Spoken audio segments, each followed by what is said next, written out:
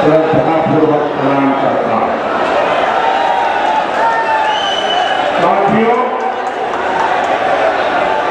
मैं काशी वाला हूं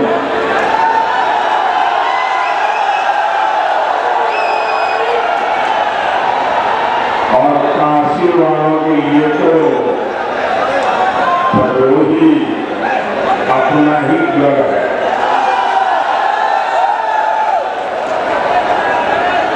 मुझे पक्का विश्वास है कि अगर मैं आपसे कुछ भी न मांगू तो भी आप भोग देकर के भारी बहुमत के साथ यहां से कमल दिल्ली भेजने वाले। लेकिन मैं आज आपके पास आया हूं आपके आशीर्वाद मांगने के लिए।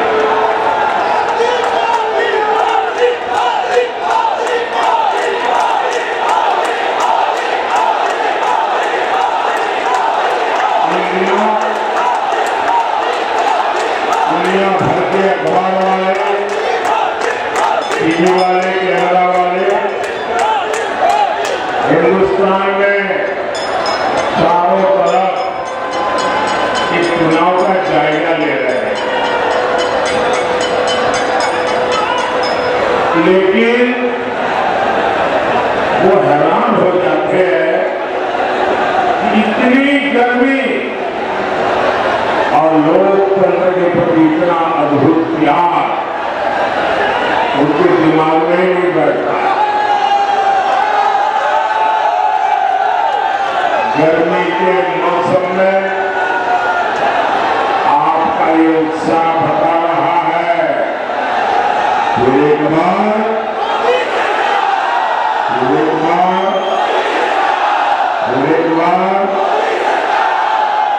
साथियों, भदोही के चुनाव की चर्चा आज पूरे प्रदेश में हो गई। लोग पूछ रहे हैं भदोही में कि टीएमसी कहां से आ गई।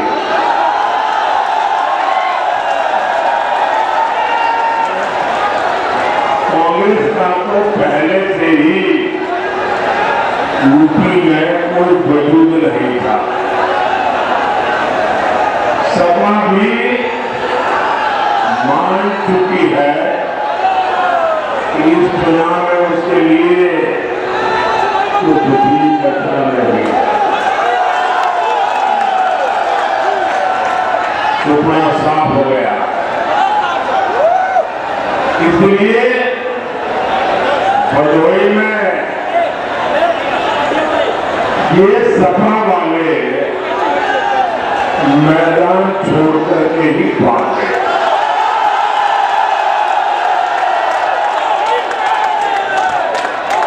साथियों, भदोही में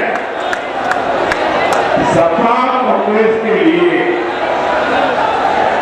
जमानत बचाना भी मुश्किल हो गया।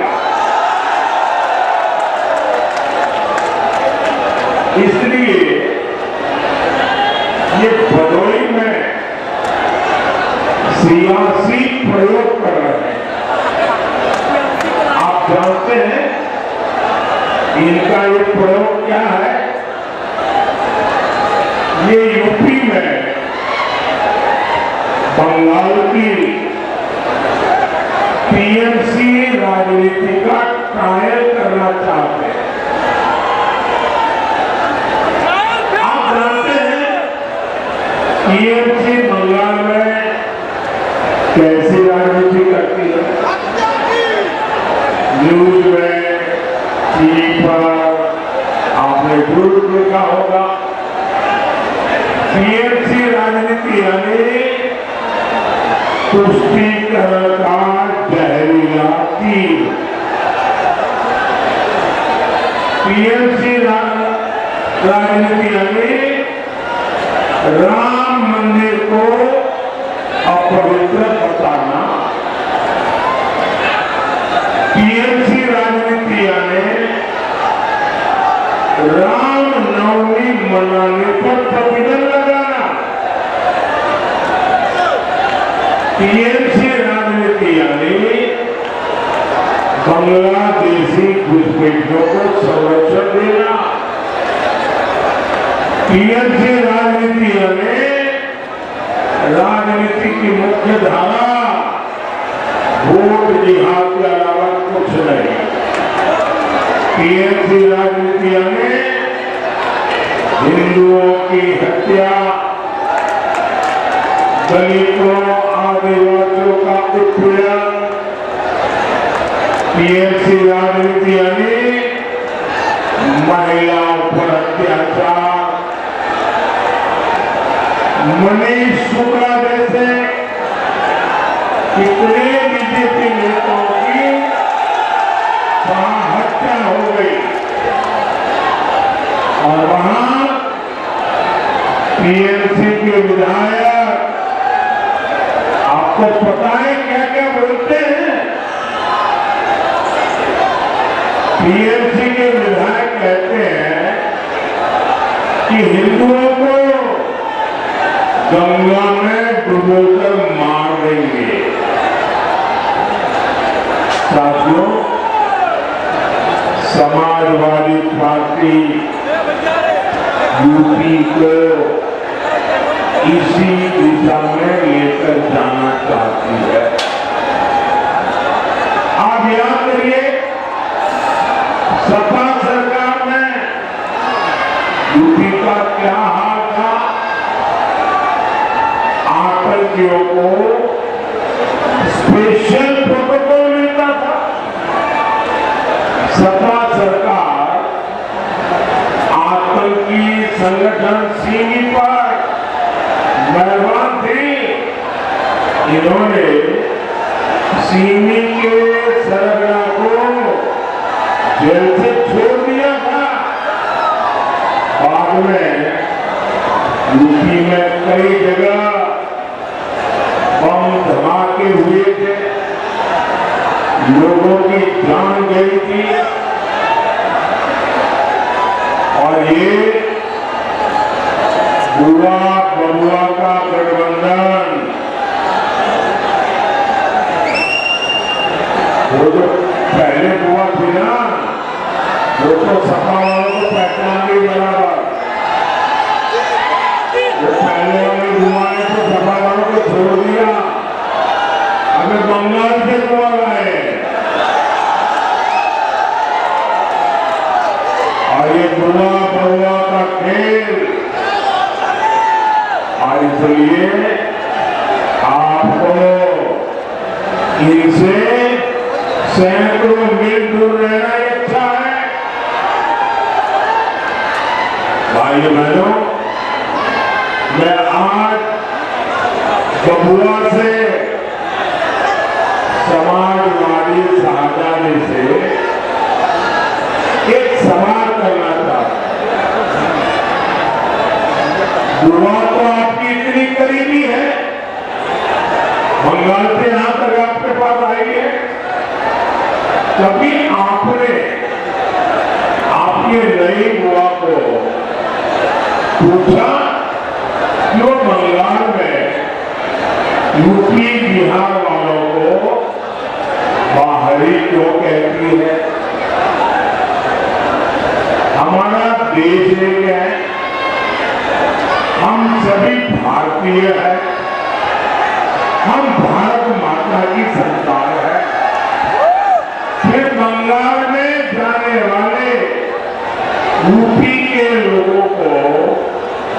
टीएमसी गाली क्यों देती है? जरा बबुआ अपने बुआ को जरा पूछ तो लो। और गाली देने के बाद यहाँ यूपी में आकर यूपी से ही वोट भी मांगती है। यूपी के लोगों को टीएमसी सपा ने क्या समझ रखा है? साथियों, टीएमसी सपा का वो कौन सी चीज है को जोड़ती है? तो हमको जोड़ने वाली एक ही चीज है, वो है तुष्टीकरण।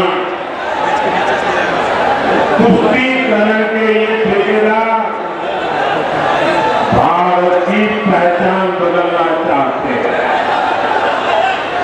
ये वही लोग हैं जो कोर्ट में भगवान राम को काल्पनिक बताते थे।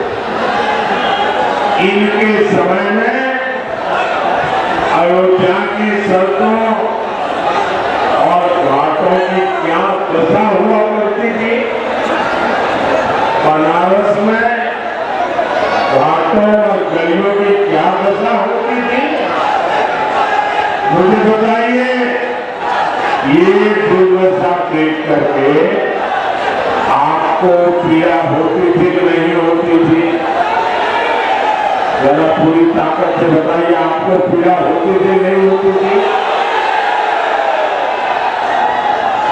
क्या सपा वाले, कांग्रेस वाले, टीएमसी वाले क्या कभी भी मंदिर बनने देते क्या? मंदिर बनने देते क्या?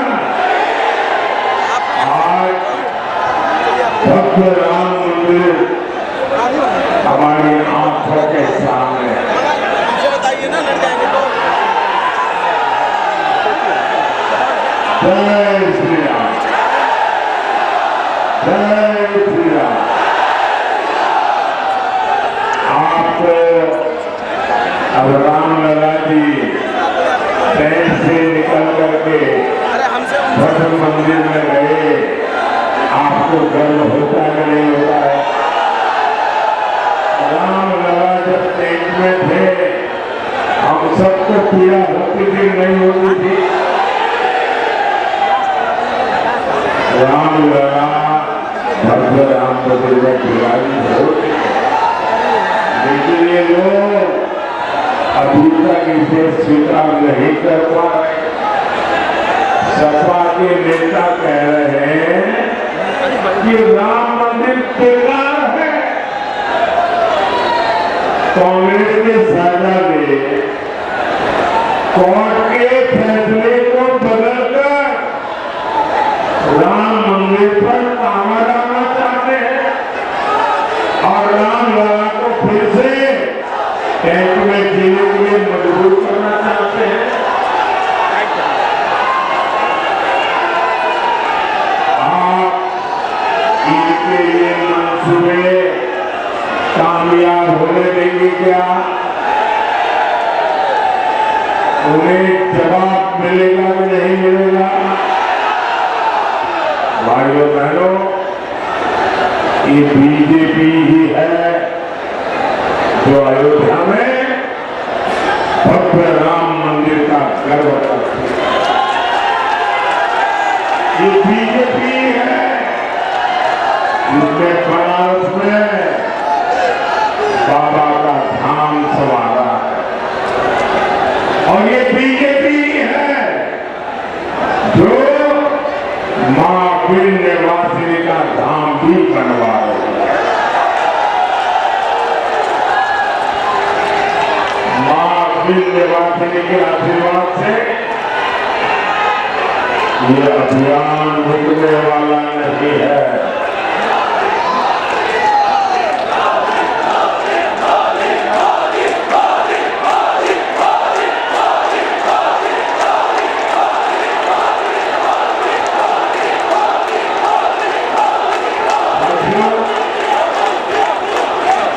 बीजेपी ने दिन रात मेहनत करके यूपी की छवि बदली। आज यूपी की पहचान एक्सप्रेस वे से हो गई है। यूपी में 6 एक्सप्रेस वे हैं, 5 नए और एक्सप्रेस वे बन रहे हैं। यहां भदोही में ही आप देखिए, बनारस से हंडिया तक 6 लेन बन चुका है। भदोही रिंग रोड फेज 2 का काम भी हो रहा है। मछली शहर से बनारस तक नेशनल हाईवे का काम हो रहा है। 2017 तक यूपी में केवल 7 एयरपोर्ट थे।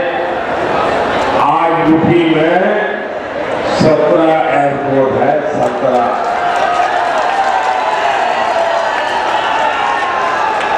और 3 एयरपोर्ट और बन रहे हैं। बनारस से देश विदेश के लिए इतनी फ्लाइट उड़ने लगी है। हमारे भदोही में रेलवे लाइन भी अब डबल हो गई है। साथियों, भदोही हो और इस पूरे क्षेत्र में पहली बार चारों तरफ विकास देखा। विकास के कामों का फायदा यहाँ के किसानों को मिलेगा। इसका फायदा भदोही के कालीन उद्योग को मिलेगा। आपको पता होगा और गर्व भी होगा कि हमने जो नया संसद का भवन बनाया है ना, शानदार भवन बना है, वहां भी ये हमारे भदोही की कालीन लगी है।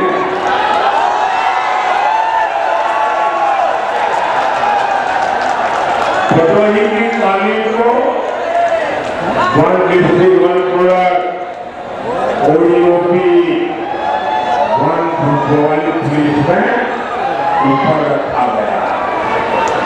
भाइयों बहनों, बीजेपी सरकार में 1 डिस्ट्रिक्ट 1 प्रोडक्ट योजना बहुत तेज गति से आगे बढ़ रही है।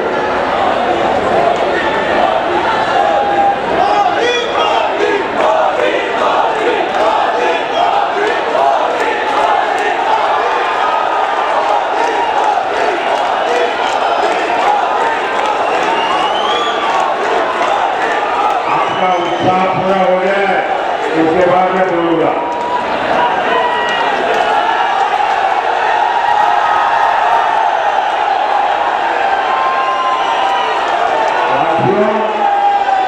मैं सच में कहता हूं, जब रात को बिस्तर में जाता हूं ना,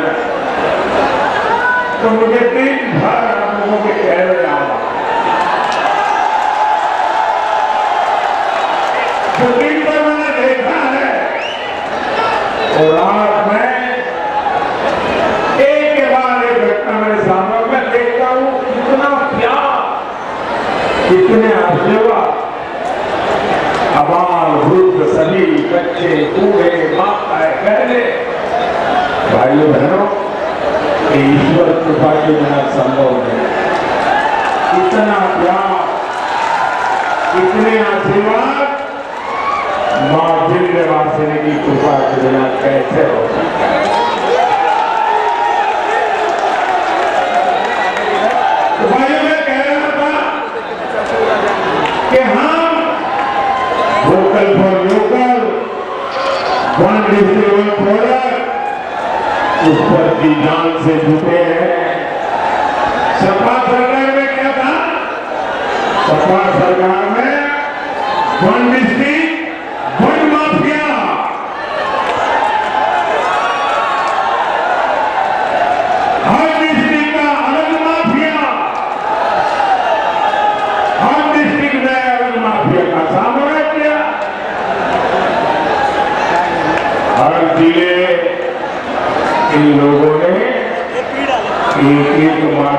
वोट ठेके पर देके रखा था।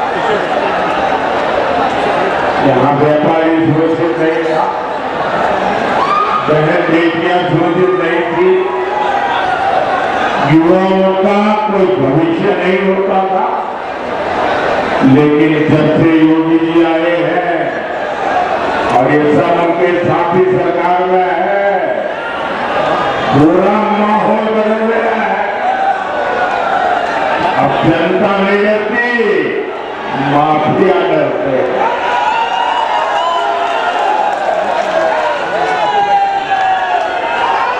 साथियों, सपा कांग्रेस जात पात के नाम पर गांव, गरीब, मजदूर, किसान का वोट लूट लेते थे।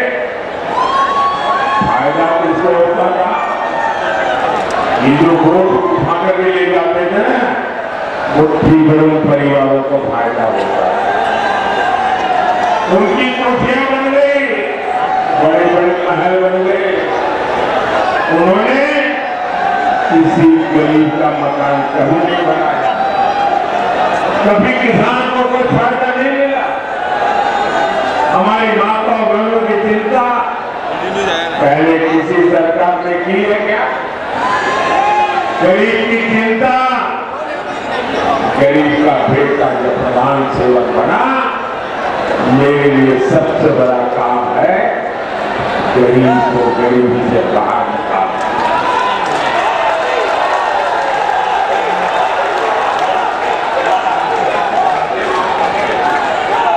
भाइयों बहनों, मैं मां विंध्यवासिनी के चरणों में खड़ा हूं और मां विंध्यवासिनी की भूमि है, पवित्र भूमि है। और पवित्र भूमि से कह रहा हूं, ये मोदी है जिसने अभी भी उसका कोई घर नहीं बनाया। उसकी रहने की अपने को जगह नहीं है। 4 दीवारें की मेरे नाम पे नहीं है, मेरे पास नहीं है। मैंने अपना घर तो नहीं बनाया, लेकिन गरीब मां का बेटा हूं ना, मैंने 4 करोड़ गरीब परिवारों के लिए घर बनाया।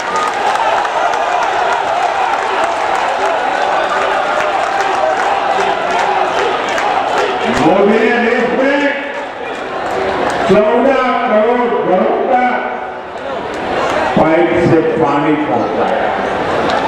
और जब मैंने पाइप से पानी पहुंचाया, मतलब कोई सिर्फ पाइप नहीं है, मैंने उन माताओं बहनों की पीढ़ियों की मुसीबतों को खत्म किया है। तब जाकर के माताओं बहनें आशीर्वाद दी। यूपी के 2.25 करोड़ परिवारों को इसका लाभ मिला है। हमने हमारी माताओं बहनों के लिए शौचालय बनवाए और यूपी ने तो मुझे बताया कि मोदी जी हमारे लिए शौचालय नहीं, हमारे लिए तो इज्जत घर है। और बाद में तो मैं देश भर में कहने लगा कि इज्जत घर कहते हैं हमारे यूपी के लोग। मैं उनकी तकलीफ जानता, उन्हें धुएं से आजाद करने के लिए मुफ्त गैस सिलेंडर दिए। आज 80 करोड़ लोगों को मुफ्त राशन मिल रहा है। भाइयों बहनों, ये हमारे किसान मोदी के आने के बाद अनाज पैदा करने लगे क्या? मोदी के आने पहले भी तो धान पैदा करते थे ना, अनाज पैदा करते थे ना। ये सोनिया जी की एक रिमोट वाली सरकार चलती थी मेरे आने के पहले। उनको पूछा, सुप्रीम कोर्ट ने कहा कि गरीबों को अनाज दे दो मुफ्त में। उस समय के प्रधानमंत्री ने कहा नहीं, हम गरीबों को प्रतिभूति अनाज नहीं दे सकते, हम इतना बोझ नहीं बांट सकते। वो गरीबी क्या जाने, ये जब आपका बेटा सेवक जो गरीबी को ठीक करके आया था बैठा ना, 80 करोड़ लोगों को मुफ्त राशन पहुंच रहा है। क्योंकि मेरे मन में एक ही भाव है कि गरीब का चूल्हा जलता रहना चाहिए, गरीब का बच्चा भूखा नहीं रहना चाहिए। और मैं गारंटी देता हूं, आने वाले 5 साल भी ये मुफ्त राशन मिलता रहेगा। यूपी में 2.5 करोड़ से ज्यादा किसानों को किसान सम्मान निधि के 70,000 करोड़ रुपए मिल चुके। 70,000 करोड़। मोदी के काम क्या है ये आप सब जानते हैं ना। और इसलिए मैं काम गिनाने नहीं आया, अगले 5 वर्षों में और क्या होगा उसकी मैं आपको गारंटी देने आया।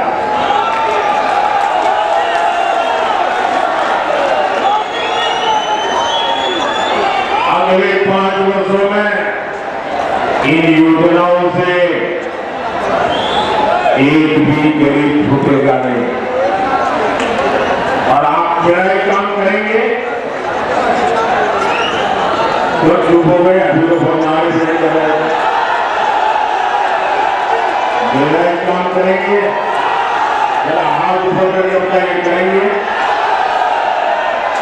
अभी आप गांव जाते होंगे, अलग अलग मोहल्ले में जाते होंगे, दूर इलाकों में जाते होंगे, कहीं पर भी ऐसे परिवार आपकी नजर में आए जो अभी कच्चे घर में रहते हैं, झोपड़ी में रहते हैं, कोई परिवार ध्यान में आए जिसको नल से जल योजना का लाभ नहीं मिला है, तो आप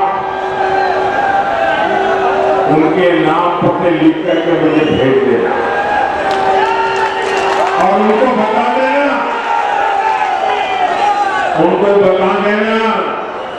कि मोदी जी है, मैंने हमको भेजा है। जब 4 दिन के बाद मोदी जी नई सरकार बनाएंगे, उसके बाद जो घर बनेंगे आपका घर पक्का है उसमें। ये मोदी की गारंटी है, बता देना। और मेरे लिए तो आप सब मेरे मोदी है, आप ही मोदी है। साथियों, मैं जब आपको इतना तवज्जो दे रहा हूं तो इसके पीछे मैं अपनी ताकत लगा दूंगा। 3 करोड़ नए घर बनाऊंगा, 3 करोड़ कोई रहने लगा। भाइयों बहनों, मेरी एक और बड़ी इच्छा और मैं इसके पीछे लग गया हूं। मेरी इच्छा है जो सामान्य जीवन जीने वाली हमारी माताएं बहनें, ऐसी 3 करोड़ बहनों को, 3 करोड़ बहनों को मैं लखपति दीदी बनाऊंगा। भाइयों बहनों, मैं आपके लिए चिंता कम करना चाहता हूं। बताओ, आपकी चिंता कम करना चाहता हूं, बताओ। आपकी इच्छा हो तो करो, नहीं तो नहीं। बताओ, क्योंकि आजकल हर परिवार में बुजुर्ग माता पिता होते हैं, या दादा दादी होते हैं, या चाचा चाची होते हैं, या नाना नानी होते हैं। हर परिवार में 70 से ऊपर के आयु का कोई तो बुजुर्ग होते ही होते हैं। अब तो बेटा कमाता है या तो बेटी कमाती है, उसको अपने माँ बाप की तो चिंता करनी होती है जो बुजुर्ग है, और अपने बच्चों की भी चिंता करनी होती है।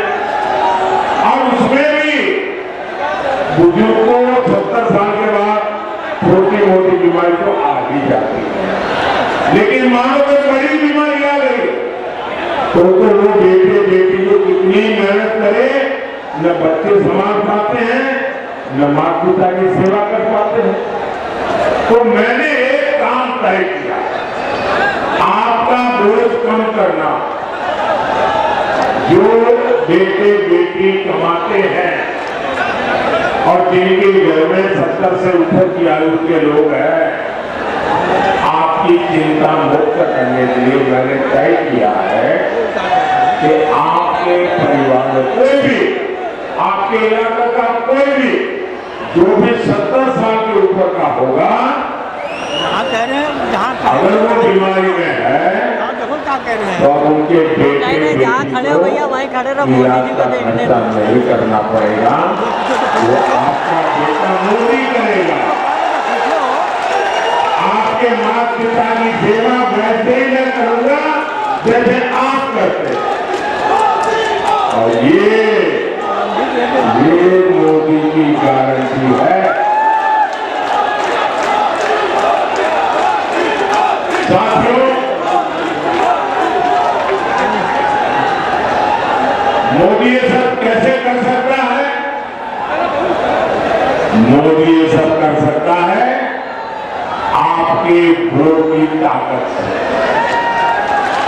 मोदी के साथ आपके वोट की मजबूती बनी हुई।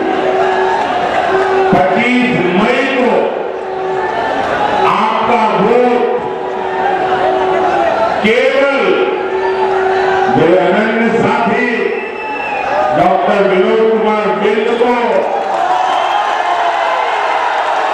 और जब आप वोट देंगे ना विनोद जी को, तो वोट तो उनको नहीं जाएगा, वो मेरे खाते में आ जाएगा। तो विनोद जी को भारी मतों से जिताएंगे, विजय बनाएंगे, एक कमल दिल्ली से भेजेंगे। अच्छा, मेरा एक काम करोगे, जरा हाथ ऊपर के बताओ, करोगे? सबके सब बताइए, करोगे? अच्छा, ऐसा करना, यहां से जाने के बाद ज्यादा से ज्यादा घरों में जाना, ज्यादा से ज्यादा परिवारों में जाना और जाकर के कहना कि अपने मोदी जी आए थे, मोदी जी ने आपको प्रणाम भेजा है। मेरा प्रणाम पहुंचा देंगे, हर परिवार में मेरा प्रणाम पहुंचा देंगे। बोले भारत माता की, भारत माता की, भारत माता की।